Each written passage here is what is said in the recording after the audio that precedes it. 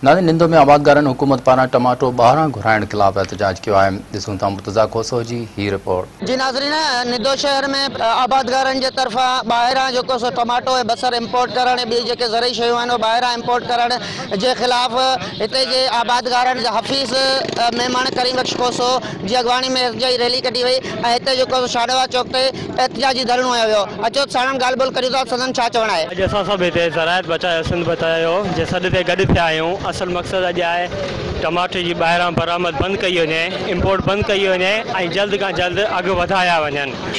जॾहिं सिंधी टमाटो पूरे पाकिस्तान जी घुर्ज पूरी करे सघे थो 5 महीननि जी, पोइ छाजे करे ॿाहिरां घुरायो पियो वञे। अञा कुझु फ़ीसद टमाटो निकिरण साण ई रेट अधो अधु किरी पियो आहे। जॾहिं 100% टमाटो मार्केट में पुॼंदो छा रेट बचंदो। आबादगारनि सां हारियुनि सां इंसाफ़ कयो वञे। तो शहर जे हारियुनि पोरेतर ऐं सिविल सोसाइटी तरफ़ां निंदो में एहतजाजी रैली कढी मुज़ाहिरो कयो वियो ऐं असीं इहा घुरदा करियूं त असांखे जेके ज़मींदार हारी आहिनि उन्हनि खे टमाटे ऐं बसर जा जाइज़ रेट ॾिना वञनि।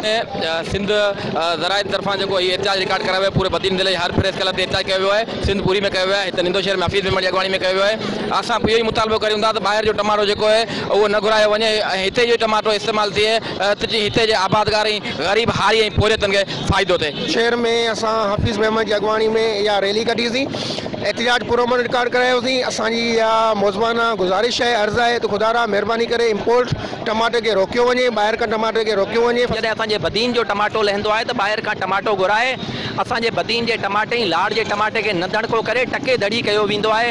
असां वसवारनि खे अपील था करियूं त फिलफोर बदीन जे आबादगारनि ऐं बदीन जे फसलनि खे इज़त ॾेई ॿाहिरि खां ईंदड़ शयूं बंदि कयूं वञनि। तव्हां जूं ॻाल्हियूं ॿुधियूं, हिन जो चवणु हो त जेको ॿाहिरां जिन्सी जेके ज़रूरी शयूं आहिनि टमाटो ऐं ख़ासि तौर ते बसर उन जी इम्पोर्ट खे बंदि कयो वञे ऐं हिते जो जेको टमाटे जो मक़ामी जेको ज़राइज़ आहे उन जो रेट हथ सां जेको सो उहो घटायो पियो वञे।